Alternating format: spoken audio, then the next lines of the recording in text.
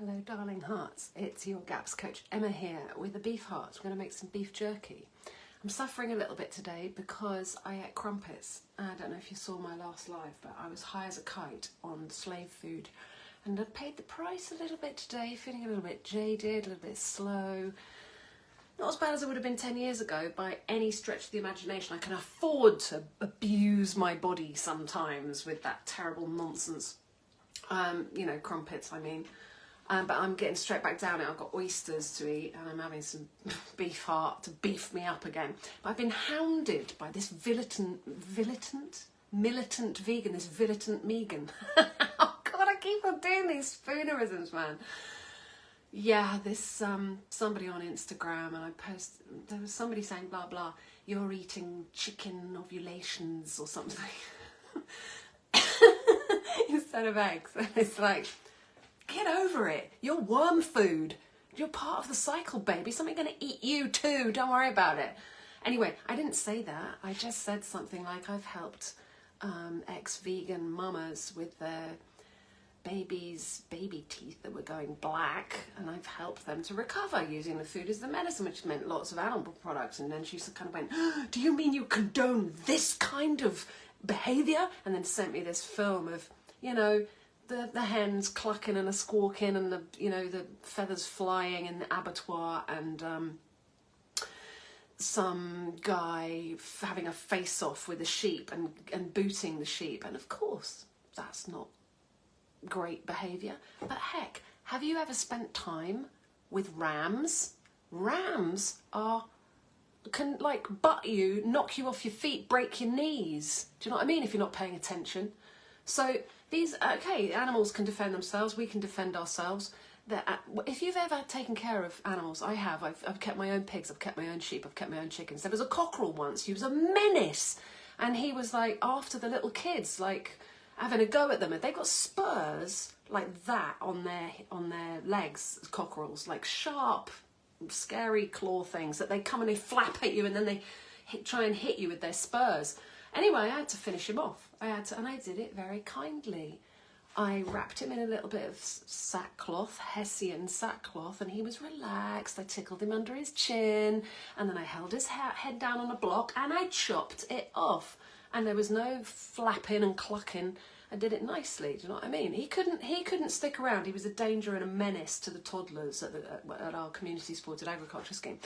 But also, you know, pigs, when they're hungry, right? Young pigs, I'm not joking, they'd knock you over and start eating you if they could.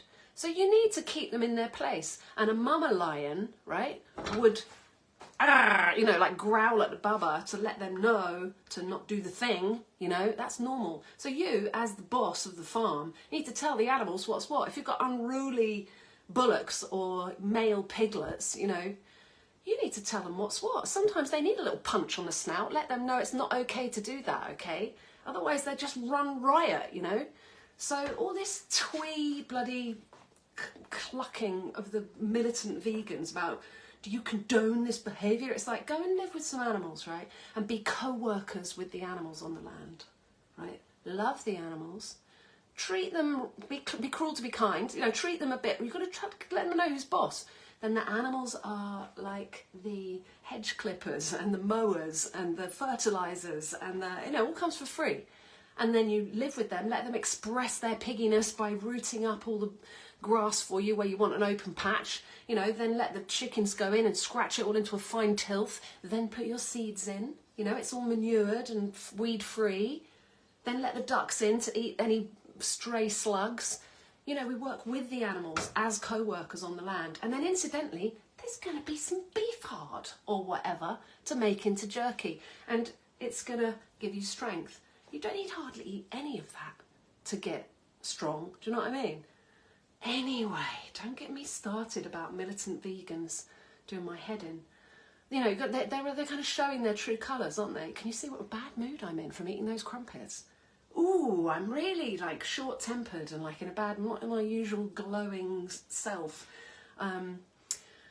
you know, I was looking for some supplements, right? Because I've had a hair analysis thing done. You know, I worked with paints, and so I used to do decorative art, right? Tasty interiors, I used to call it. And I used to go into people's houses and paint fancy things on their wall. And I used to get covered in paint and covered in solvents, and the solvents and the paints all soaked into my skin, and I got heavy metal toxic.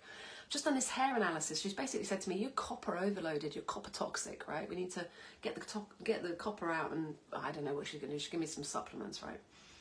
It's, you know, I've been on GAPS for long enough, and they've still got some slight little health things, like, you know, just sometimes waking up in the middle of the night when it's like, why aren't I just sleeping right the way through, and things like that. They're not terrible by any stretch of the imagination, but I just want to get to the bottom of them. I've got a little sore shoulder, like I had a frozen shoulder.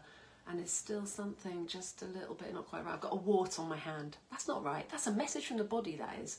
Tiny, tiny little thing. You wouldn't even notice it, but I do. And I'm like, what is that? And why aren't I getting rid of it? The good stuff that I eat and how I look after myself. Why aren't I getting rid of that? These are messages from the body, like fungal toenails. Or if you've got little white flecks in your fingernails, right? Or if you've got little white flecks or too rosy cheeks, like rosacea, it's a message from the body. So many messages. Your hair's falling out, your hair's thinning a little bit, message from the body. Do something about it. Achy knees, achy thumb joints, achy big toes, like gout. It's a message from the body. You've got to pay attention and do something about it now before it gets chronic, right? And that means animal products. So yeah, I was looking for these supplements anyway.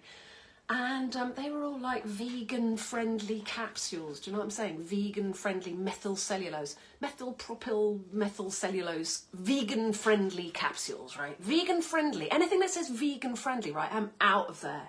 I'm not interested. They're showing their true colours. Vegan-friendly does not mean human-friendly, right? They should be in gelatin capsules. But gelatin's been demonised, hasn't it? Because of the BSE thing, the BSE scare, which is actually organophosphates making the cows go mad, which is like flea tick, you know, killer.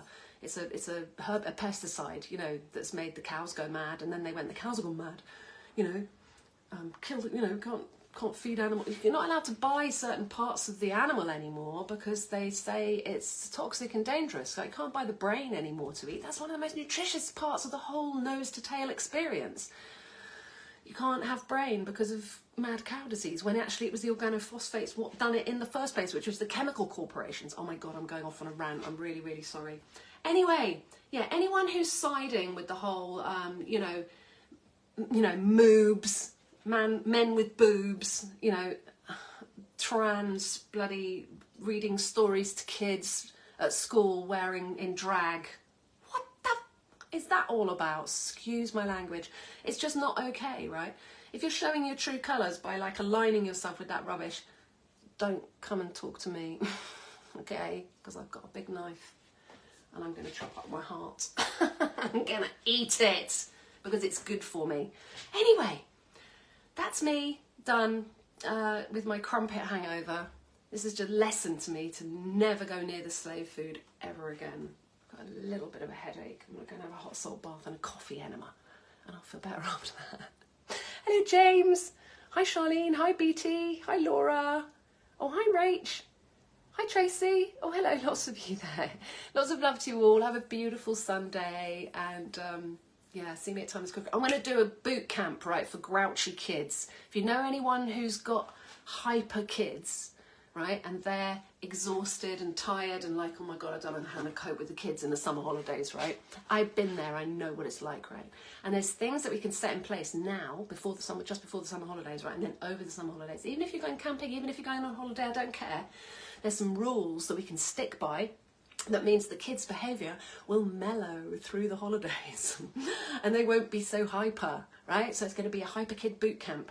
And I'll do some every week we'll have a Zoom with all the mums and all the dads, if there's dads there. Love the dads to come along, right? We'll talk about techniques. You'll join Timeless Cookery Club so that you'll have access to the GAPS app and all the recipes and everything. And you'll start doing a little bit of this and a little bit of that.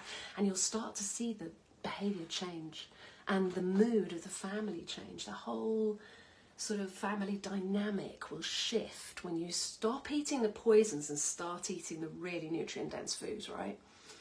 And so anyway, it's GAPS, hyper kids GAPS bootcamp through the summer. If you know anyone who's interested, just point them my way, will you? Because I'd love to help them because I remember that feeling of going, oh my God, have I got to go through the whole of the summer holidays with the kids? What am I going to do?